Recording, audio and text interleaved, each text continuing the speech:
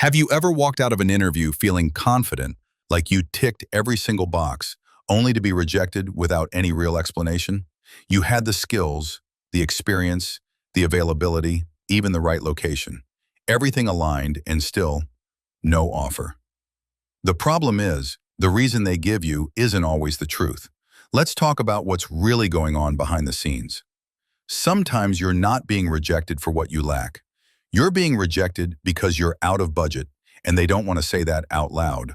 So instead, they'll tell you things like, "We're looking for someone who can join immediately," or "We're prioritizing candidates from a different region," or "We've shifted focus to another skill set." But here's the thing. You already told them you're available immediately, you're fine with the location, and you have the exact skill they're asking for. So what changed? Nothing. Except they realize you might cost more than they want to pay, and rather than admitting it, they wrap that decision in vague feedback. The problem is, it gets even more frustrating. In many companies, multiple recruiters are assigned to the same position, often with little to no coordination.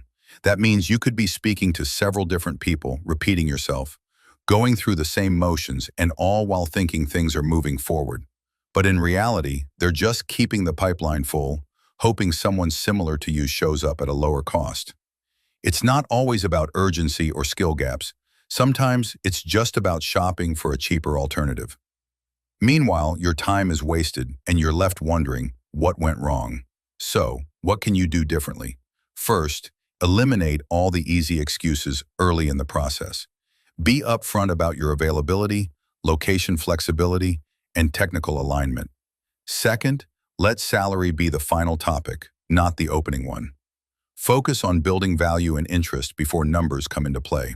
You can say something like, "I'm open to discussing market-aligned compensation," to keep the door open without setting a fixed expectation too early.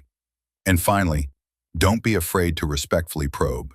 Ask, "Is there anything in my profile that doesn't align with what you're looking for?" This can bring up hidden concerns and sometimes even force honesty. Look, rejection hurts, especially when you know you're the right fit. But don't assume rejection means you weren't good enough. The problem is, companies don't always admit that they simply can't afford you. It's easier to shift the narrative than to be upfront about budget.